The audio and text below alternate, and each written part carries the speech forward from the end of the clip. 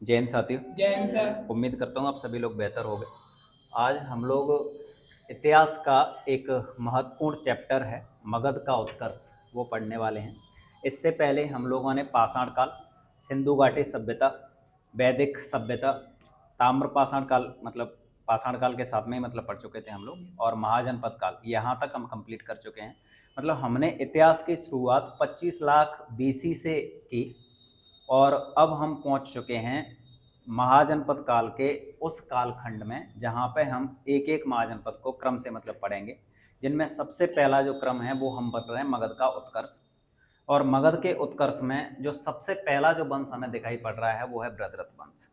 चलो भाई, हमें क्यों मगध का उत्कर्ष पढ़ने की जरूरत पड़ रही है, तो मैं आप लोगों को दो मतलब इसके वजह बता देता हूँ। उसकी पहली वजह है कि ये जो चैप्टर है, इस चैप्टर से कहीं ना कहीं एक या दो प्रश्न सभी एग्जाम में हमें देखने के लिए मतलब मिल जाते हैं। कभी वो हर्यक वंश से रहता है, तो कभी शिशुनाग वंश से, कभी नंद वंश से। तो एक वजह तो ये है, और दूसरी वजह ये है कि हमें अपने भारत के इतिहास की जानकारी होनी चाहिए। एग्जाम के लिए पढ़ना अलग बात है, लेकिन कम से कम हम जिस देश में रहते हैं उस देश का इतिहास तो हमें कम से कम पता हो, तो इस वजह से हम मतलब पढ़ रहे हैं। तो ये किसी विद्यार्थी के लिए ऐसा नहीं है कि सिर्फ विद्यार्थी ही पढ़ें, अपने माता पिता को भी मतलब बैठ के दिखाएं, दादा दादी को भी दिखाएं। मतलब जो लोग पढ़ाई से दूर दूर तक नाता नहीं रखते, उनके लिए भी एक स्टोरी फॉर्मेट है, आराम से वो अपने इतिहास के बारे में मतलब जानकारी ले सकते हैं। तो सबसे पहले हम पढ़ रहे हैं मतलब बृहद्रथ वंश। ठीक है, बृहद्रथ वंश के जो संस्थापक हैं वो बृहद्रथ हैं, और मगध साम्राज्य का सबसे प्राचीन वंश है ये। ठीक है, और इसके जो सबसे प्रतापी राजा हुए वो हुए जरासंध। इन्होंने राजधानी बनाया राजगृह को। ठीक है, गृहब्रज या राजगृह आपने नाम सुन रखा होगा। और इस वंश के जो अंतिम शासक हैं वो है रिपुंजय। चलो भाई, थोड़ा सा वापस मतलब आते हैं। जो मगध साम्राज्य है, मगध साम्राज्य का उल्लेख आपने 16 महाजनपदों में मतलब एक देखा था। और जो मगध साम्राज्य है, मगध महाजनपद है, वो 16 महाजनपदों में सबसे शक्तिशाली महाजनपद था। जिन लोगों को महाभारत की जानकारी है, या फिर जिन्हें थोड़ा बहुत भी ऐसा है कि जिन्होंने महाभारत देखा हुआ है, तो उसमें एक कैरेक्टर देखा होगा उन्होंने, जरासंध जरूर।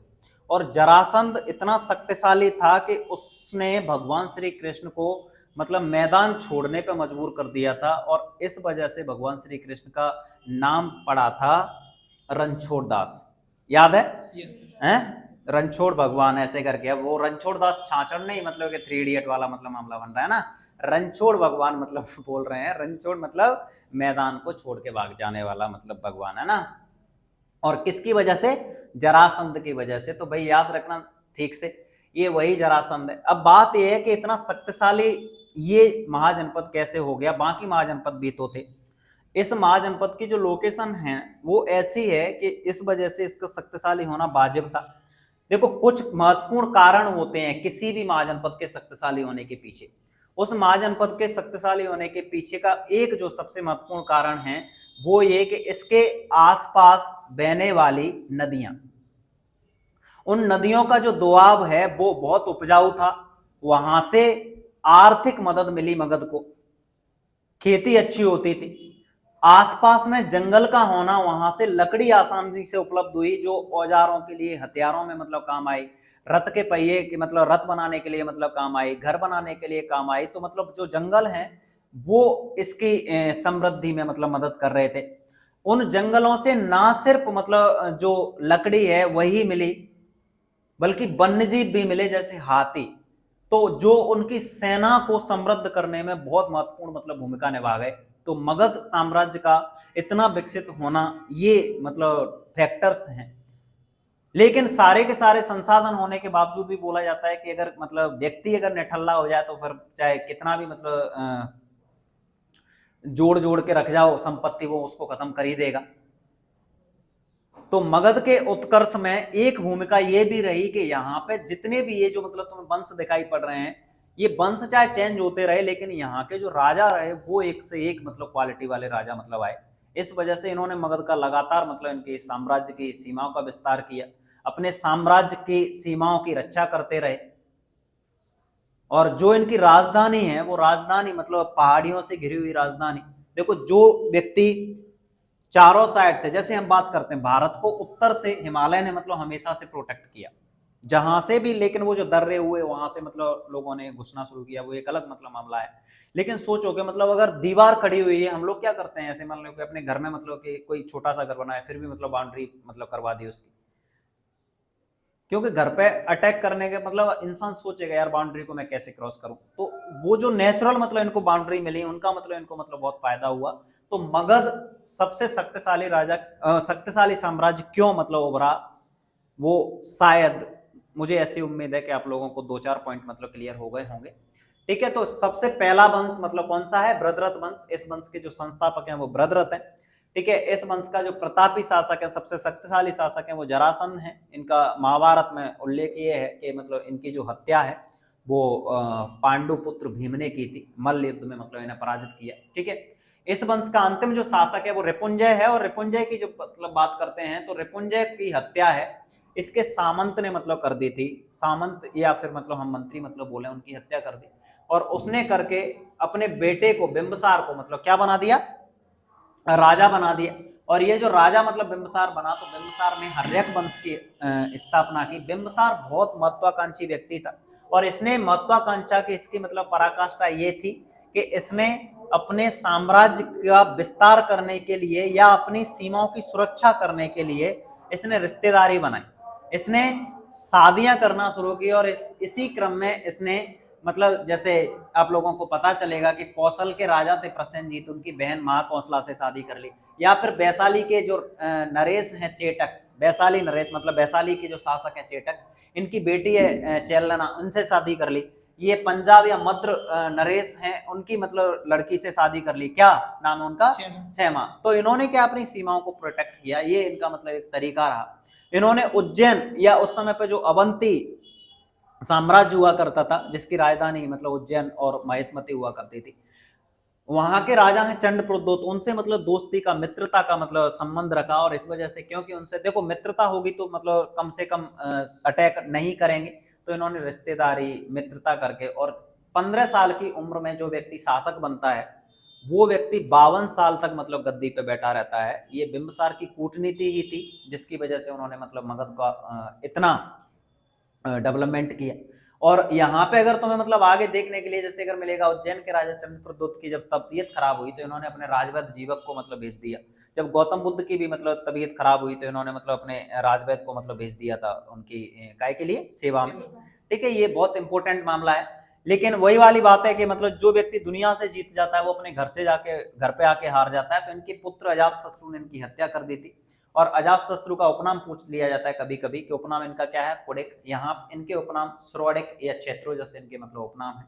अजातशत्रु ने मतलब क्या किया भाई, अजातशत्रु मतलब पहले जैन धर्म का अनुयायी था, फिर ये बौद्ध धर्म में मतलब चले गए, ये भी मतलब बौद्ध धर्म में मतलब चले गए थे। ठीक है भाई, जरूर याद रख लेना, ये इनसे प्रश्न मतलब पूछ लिए जाते हैं। अजातशत्रु के समय पे प्रथम बौद्ध संगति का आयोजन हुआ था 483 ईस्वी पूर्व में। इसी समय पे गौतम बुद्ध की मृत्यु भी हुई थी। भाई ये बिल्कुल पॉइंट है आप लोगों के लिए, पेपर में सीधा यही मतलब रखे हुए मिलेंगे। ठीक है, और ये अजातशत्रु, अगर आप लोगों ने बाहुबली मूवी देखी हुई है तो बाहुबली मूवी में जो रथ मूसल जिसपे कौन बैठा हुआ था, भल्लाल देव है ना, रथ पे मतलब बैठा रहता है, आगे ऐसे ऐसे करके मतलब चलता जाता है। मतलब भाई तलवार की जरूरत ही नहीं है, इतनी सारी तलवार चल रही है तो ऑटोमेटिक रथ मूसल का मतलब प्रयोग। और ये जो महाशिला कंटक जिसमें बाहुबली जिसका प्रयोग करता है वो ऐसे करके मतलब फेंकता है, फिर टेंट टाइप का मतलब चला जाता है, फिर आग लगा देता है वो, है ना। तो रथमूसल और महाशिला कंटक का सबसे पहले प्रयोग जो हुआ वो किसने किया होता, अजातशत्रु ने किया था। भाई जरूर याद रख लेना, लेकिन जैसी करनी वैसी भरनी। अजातशत्रु ने अपने पिता की हत्या की थी, अजातशत्रु की हत्या उसके पुत्र उदयन ने कर दी। उदयन से ज्यादा कोई प्रश्न नहीं आते हैं पेपर में, उदयन से प्रश्न यही आते हैं कि उदयन ने कौन से नगर की स्थापना की थी, तो उदयन ने पाटलिपुत्र की। ठीक है, पाटलिपुत्र जो गांव जिसकी स्थापना उस समय पे उन्होंने की, तो जो पाटलिपुत्र नगर आज वर्तमान में उसको पटना के मतलब नाम से बोला जाता है, वही वाला मतलब क्षेत्र था। ठीक है, ये जो पाटली ग्राम आप लोगों को मतलब दिखाई पड़ रहा है, इसको अपनी राजधानी बना लिया। पहले राजधानी राजगृह और ग्रीवरज, ठीक है, फिर ये राजधानी कहाँ पे आ गई, पाटलिपुत्र में आ गई। ठीक है, ये जरूर याद रखना। फिर उदयन के बाद जो मतलब अंतिम शासक जो तुम्हें दिखाई पड़ रहा है इस वंश का, उसका नाम है नागदशक।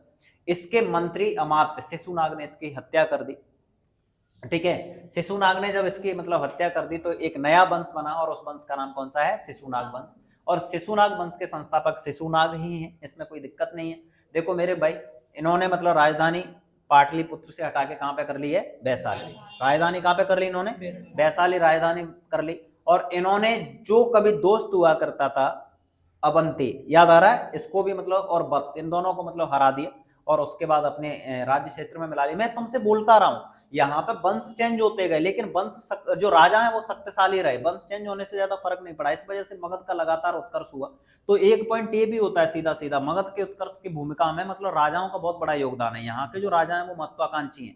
आ रहा है समझ में, ठीक है। उत्तराधिकारी इसका कालाशोक हुआ, इसने फिर से राजधानी वैशाली से हटा के कहां पे बना ली, पाटलिपुत्र में ये राजधानी को फिर से लेके आ गए। और दूसरी बौद्ध संगति का आयोजन हुआ इनके समय पे, कौन, कब, 383 ईस्वी पूर्व में। कहां पे हुआ भाई, इस ये वाला मतलब मामला है तो ये कहां पे होगा, वैशाली में हुआ था। कहां पे हुआ था, वैशाली में, ठीक है, जरूर याद रख लेना। इस वंश के अंतिम शासक है वो नंदीवर्धन है, ठीक है। अगर कोई पूछे प्रथम बौद्ध संगति का आयोजन कहां पे हुआ था, तो प्रथम बौद्ध संगति का आयोजन कहां पे होगा, राजगृह में, ठीक है। दूसरी का कहां पे हुआ, वैशाली में हुआ, ठीक है। वो 483 ईस्वी पूर्व में हुआ था, ये 383 ईस्वी पूर्व में। इस वंश के जो अंतिम शासक है वो नंदीवर्धन है। इनकी हत्या महापद्म नंद ने कर दी थी। महापद्म नंद मतलब इन्हीं के एक सेवादार थे, नाई थे, उन्होंने मतलब इनकी हत्या कर दी थी। नंद वंश के संस्थापक बने महापद्म नंद, और महापद्म नंद मतलब इस वंश का सबसे शक्तिशाली शासक है। इन्होंने कुछ उपाधि धारण की, सर्व छत्रांतक, मतलब बोला जाता है कि महापद्म नंद मतलब शूद्र वर्ण से आते थे और इन्होंने मतलब बोला कि मैं क्षत्रियों का नाश करने वाला हूं या ऐसे करके, जो भी है, क्योंकि एक राजा मारा है, ठीक है। और द्वितीय परशुराम मतलब बोला जाता है इनको, ऐसे ही करके, ठीक है। बाद में मतलब लोगों ने लिखा होगा, शायद इन्होंने तो नहीं बोला होगा। अंतिम शासक घनानंद थे, और घनानंद को मतलब इस वंश का एक तरीके से ये बोलो कि निकृष्ट शासक, जो अहंकार में चूर हो गया था। और चाणक्य का जो इनसे डिबेट हुई या चाणक्य से जो मतलब बहस हुई इनकी, वो इस वंश को मतलब डुबा के ले गई। और नंद वंश की जो समाप्ति है वो चाणक्य के शिष्य चंद्रगुप्त मौर्य ने मतलब कर दी, और मौर्य वंश की नींव डल गई। भाई ये जो इतिहास तुम्हें दिखाई पड़ रहा है, ये जो बृहद्रथ वंश मतलब ये तुम्हें 600 ईस्वी पूर्व से शुरू होके और ये 322 ईस्वी पूर्व तक मतलब जाएगा। और मौर्य वंश की जो स्थापना है वो 322 ईस्वी पूर्व में हो गई। यहाँ पे भाई जरूर याद रख लेना कि मगध के उत्कर्ष में हम कौन कौन से वंश को पढ़ते हैं। तो मगध का पहला वंश कौन सा है, बृहद्रथ। दूसरा वंश कौन सा है, हर्यक। उसके बाद कौन सा वंश है, शिशुनाग वंश। उसके बाद कौन सा है, नंद वंश। इसके बाद जो शुरू होगा वो कौन सा होगा, मौर्य वंश होगा। लेकिन वहां मगध का उत्कर्ष नहीं रहेगा, फिर वो मतलब भारत का प्रथम सम्राट बनेगा, कौन, चंद्रगुप्त मौर्य, भारत का सम्राट बनेगा। ये जरूर याद रखना भाई। मगध में मतलब कौन कौन सा वंश, बृहद्रथ वंश, हर्यक वंश, शिशुनाग वंश और नंद वंश। यहां तक जरूर याद रखना। यहाँ बात हो रही है भाई किसकी, सिकंदर महान की बात हो रही है। थोड़ा सा मतलब बस और रुको, आप जाना नहीं बिल्कुल भी। मतलब क्या है कंडीशन, अगर थोड़ा सा और मतलब मिल जाए ना तो सीखने के लिए कोई दिक्कत नहीं है। अगर प्रश्न आता है कि भारत पे सबसे पहले मतलब किसने आक्रमण किया था, क्यों मतलब बात हो रही है, क्योंकि यहाँ पे बात हो रही है सिकंदर महान समकालीन, मतलब सिकंदर का कोई आक्रमण हुआ था क्या इस समय पे, मतलब भारत में कोई आक्रमण किया था क्या। तो देखते हैं भाई क्या मामला है। भारत पे पहली बार जिसने मतलब आक्रमण किया था वो यूनानी नहीं थे, वो फारसी थे।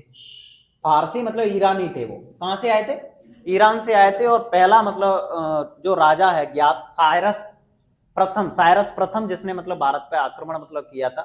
फिर ठीक है, फिर आप लोगों ने मतलब सुना होगा कि जो अंतिम शासक है डेरियस, उसको मतलब सिकंदर ने मार दिया था।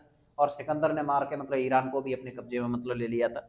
और जो फिर सिकंदर ने पूरे विश्व को जीता, सिकंदर को अलेक्जेंडर द ग्रेट बोला जाता है, विश्व विजेता सिकंदर बोला जाता है, सिकंदर महान बोला जाता है। तो सिकंदर ने मतलब पूरे विश्व को जीता। सिकंदर का जन्म मतलब यूनान में हुआ था।